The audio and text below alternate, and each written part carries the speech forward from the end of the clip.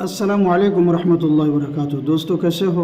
अल्लाह की ज़ात से उम्मीद है कि आप लोग खैरियत व आफियत के साथ होंगे।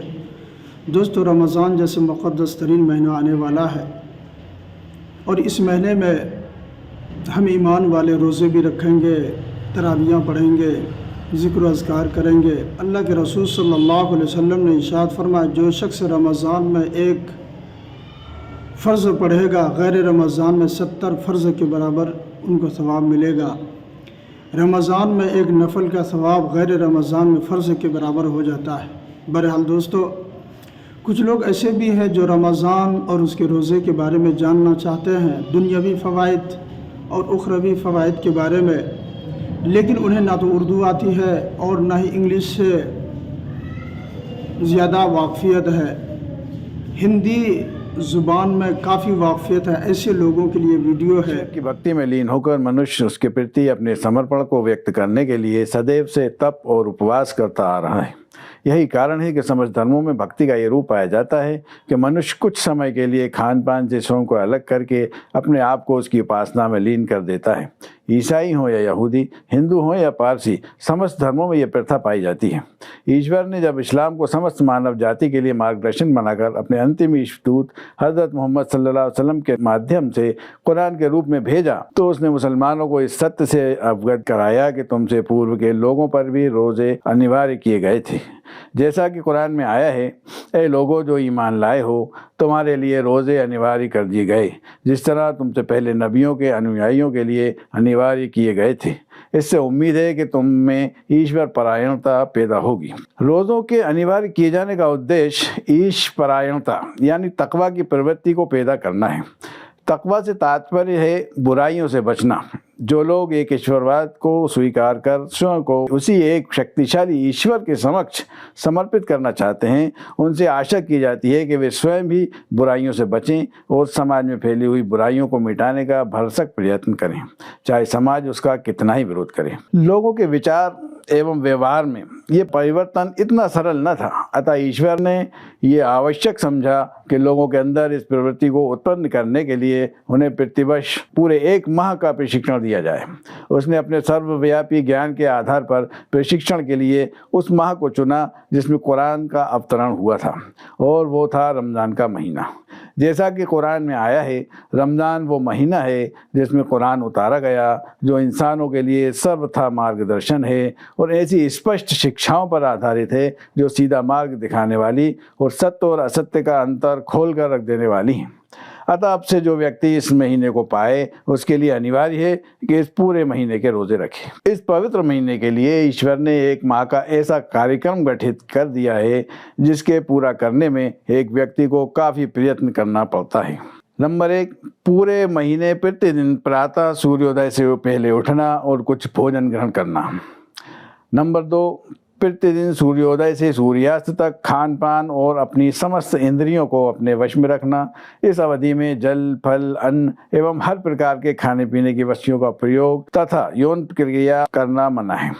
इसी को इस्लाम में रोज़ा कहा जाता है। नंबर 3, सूर्योदय से पूर्व सामूहिक रूप से ईश्वर के समक्ष उपस्थित होकर उसके द्वारा बताए गए नियम व पद्धति के अनुसार उसकी उपासना करना, यानी नमाज पढ़ना। नंबर 4, इसी रोज़े की आस्था में अपनी समस्त दिनचर्या को पूरा करना। इस्लाम की शिक्षा ये नहीं है कि ईश्वर की उपासना सामाजिक एवं पारिवारिक दायित्व का त्याग कर ही संभव है। इस्लाम के अनुसार तो इस दायित्व की पूर्ति के लिए भरपूर प्रयत्न करना भी ईश्वर की उपासना का एक अंग है। नंबर 5, सूर्यास्त के समय रोज़े की अवधि समाप्त होते ही सामूहिक रूप से जलपान ग्रहण करना, यानी अफ्तार करना। रोज़े की अवधि समाप्त होने के बाद भी जलपान ग्रहण न करना अनुशासनहीनता है। नंबर 6, फिर तत्काल सामूहिक रूप से ईश्वर के समक्ष उपस्थित होकर नमाज में लीन हो जाना, जिसे मगरिब की नमाज कहते हैं। नंबर 7, इसके कुछ ही घंटे बाद रात्रि की नमाज इशा की नमाज के लिए फिर से उपस्थित हो जाना। इशा की नमाज के बाद तरावी की नमाज पढ़ी जाती है, जिसमें प्रतिदिन थोड़ा थोड़ा करके 1 माह में पूरा पवित्र कुरान पढ़ा जाता है। नंबर 8, इसके बाद रात्रि में सोने की अनुमति है, परंतु ईशदूत हज़रत मोहम्मद सल्लल्लाहु अलैहि वसल्लम ने हमें प्रेरणा दी है कि हम मध्य रात्रि या उसके कुछ समय बाद उठकर एकांत में अपने ईश्वर के समक्ष तहज्जुद की नमाज में खड़े होकर उसके प्रति अपने समर्पण को व्यक्त करें। नंबर 9, इस अति व्यस्त कार्यक्रम में 5 नमाजों को अपने समय पर पूरा करना है और यदि संभव हो तो पूरे महीने में एक बार कुरान का अध्ययन भी कर लें। नंबर 10, इस अति व्यस्त एवं कठिन कार्यक्रम में यह भी सम्मिलित है कि अपने पूरे वर्ष की आय एवं समस्त संपत्ति पर ज़कात यानी अनिवार्य धनदान भी दिए जाए, जिसकी मात्रा ईश्वर ने सुनिश्चित की है।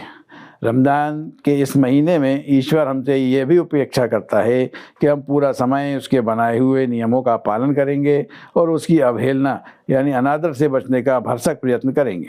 और यदि समय के साथ इसमें सुस्ती आती है तो अगला रमज़ान हमारे अंदर नई शक्ति का संचालन कर हमें फिर तक़वा पर जमा देगा। रमज़ान मात्र मुसलमानों के लिए इबादत का महीना नहीं है, बल्कि ये समाज सुधार का भी एक शक्तिशाली माध्यम है। समाज में फैले हुए भ्रष्टाचार एवं अपराध को रोक पाने के समस्त प्रयत्न की असफलता से ये सत्य अब उजागर हो गया है कि मात्र पुलिस और कानून के बल पर समाज से बुराइयों को समाप्त नहीं किया जा सकता। इसको समाप्त करने का एक ही रास्ता है और वो है तक़वा, अर्थात लोगों के हृदय में इस भावना को जागृत करना कि वे ईश्वर के सामने उत्तरदायी हैं और इस कारण वो स्वयं अपने आप को समस्त बुराइयों से दूर रखें। रमज़ान इसी भावना को जागृत करने का महीना है। ईश्वर से संबंध विच्छेद यानी अलग होकर समाज नैतिक पतन का शिकार हो जाता है, जैसा कि वर्तमान समाज में हुआ है। रमज़ान ईश्वर से संबंध सुदृढ़ करने का प्रभावशाली माध्यम है। अतः रमज़ान नैतिक पतन से समाज की रक्षा करता है और समाज के उत्थान में सहायक सिद्ध होता है। अनुशासनहीनता समाज के उत्थान में सबसे बड़ी रुकावट है। रमज़ान लोगों में अनुशासन का सद्गुण पैदा करता है और उन्हें एक अच्छा नागरिक बनाता है। लोगों के समूह का ही दूसरा नाम समाज है। सामूहिकता की भावना जितनी शक्तिशाली और दृढ़ होगी, समाज भी उतना ही मजबूत होगा। व्यक्तिवाद इसके लिए अति हानिकारक है। रमज़ान में सामूहिकता की स्थिति प्रबल होती है। रमज़ान मानव प्रेम का महीना है। ईश्वर के प्रति समर्पण लोगों में आपसी प्रेम और सौहार्द तथा एक दूसरे के काम आने की भावना पैदा करता है। रमज़ान में ईश्वर की आज्ञा का पालन करने के लिए स्वेच्छा से हलाल चीज़ों को कुछ समय के लिए अपने ऊपर हराम कर लेने से सहनशीलता और धैर्य की भावना उत्पन्न होती है, जो समाज को शक्तिशाली बनाने के लिए अति आवश्यक है। गरीबी समाज के लिए एक अभिशाप है। इसको दूर करने के सभी कार्यक्रम अब तक व्यर्थ सिद्ध हुए हैं।